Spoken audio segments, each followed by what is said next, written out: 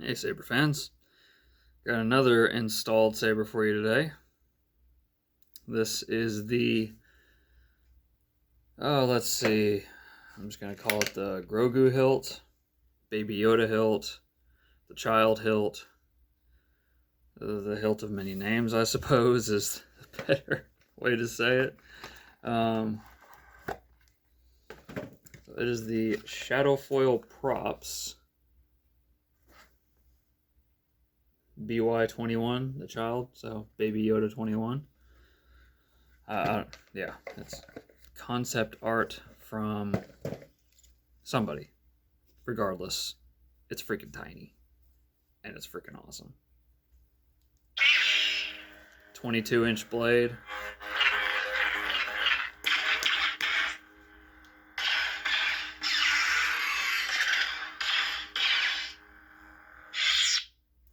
Freaking awesome hilt. Control box has the switches in it. Lovely thin neck design, real brass. That was probably the main reason I went with the dark scheme, is because of the brass emitter. I was like, oh my god, gotta have the brass emitter. Pommel sound venting is really discreet too. It's just those little bitty grooves in there. Really tiny grooves. Works really well too.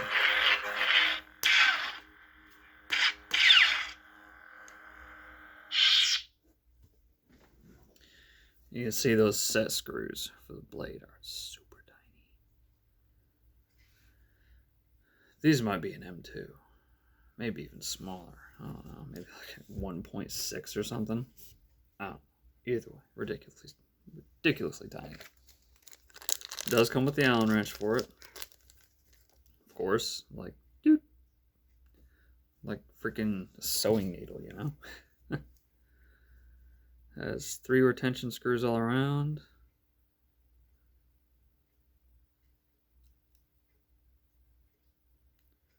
Problem with these retention screws is that they are also really tiny.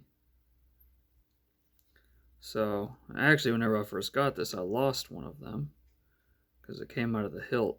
The emitter's so easy. Like, well, glad I have extras laying around.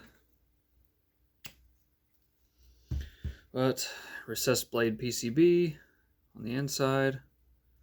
2 set screws holding it in place. Got your stock Eco PCB. And the blade depth on this is like scary small. Yeah, you want all the blade depth you can get out of this bad boy.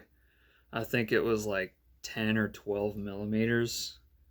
Not even a half inch. Like, yeesh. But with that blade, it's not bad, you know? Oh, and of course, nice little brass blade plug.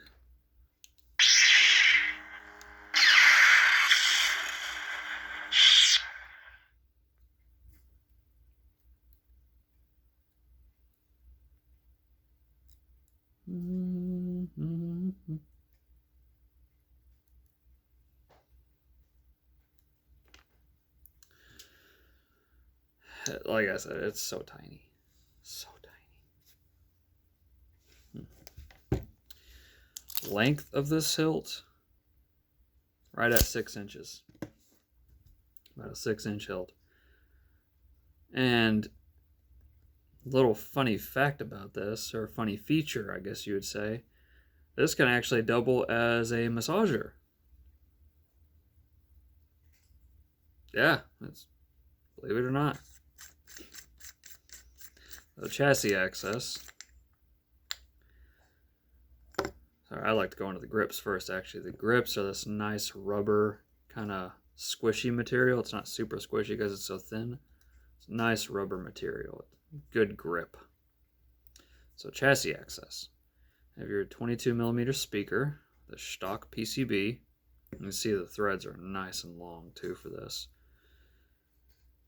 You see some blinkies going on there. It's the Bluetooth going off. And you have your board. Unfortunately, with this design, it's really impressive actually. Unfortunately, there is no way to kill power without removing the battery. So you remove the clamp card. This slides off. And what I did was, it came with 2 screws already in it, 2 silver ones. I replaced one of them with a longer black screw that actually goes down into the chassis. The other screws that I got did not go down into the chassis because there's actually holes that retain the chassis. So you screw it all the way out, screw it back in so you don't lose it. Try to get those plungers free. There we go. Those plungers like to hold it in place for the switches. And you have your whole chassis. Little tiny sucker. Got your connector that connects to... Oh, damn it. There went one of the plungers. Got it. Tragedy avoided. Don't want to lose those plungers. Not like they're custom made or anything, alright? Got your connector on the inside. Let's just set you there where you're safe. Got your stock Bluetooth. Get this battery out of here. Stop blinking on you. There we go. Good old Lego brick separators. Stock Bluetooth monitor, really clean.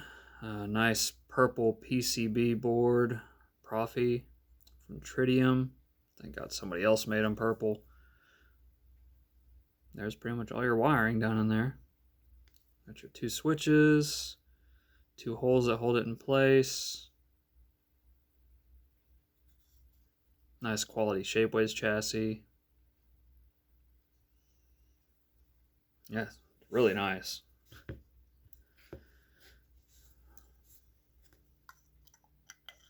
And for inserting it back in,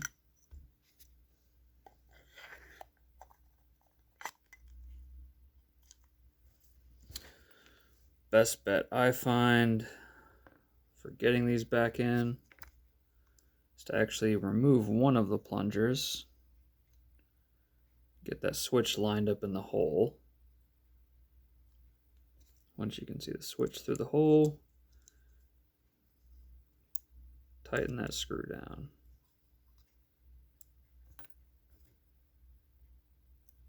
Plunger back in. Good activation. Good auxiliary. Clamp card back on. Good feedback.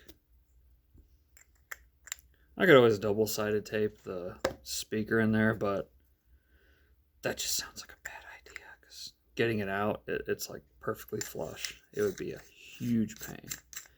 I do love the way he designed this because the speaker doesn't, it doesn't make contact until like about 3 threads left or something like that. So the speaker PCB will last forever. And let's see, this did come with some goodies.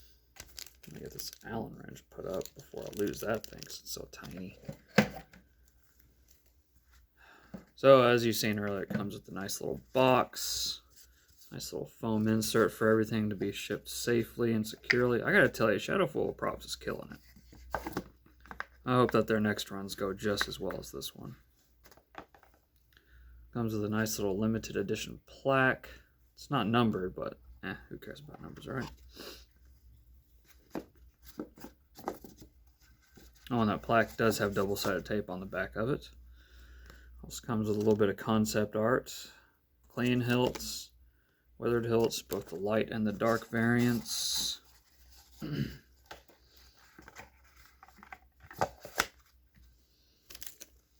Yeah, quite a bit of work went into this hilt, actually. I think the blade plug, that was a lot of sanding because it was sticking up by a few millimeters. You can see it still sticks up just a little bit, but I'm fine with it. It's almost completely flush.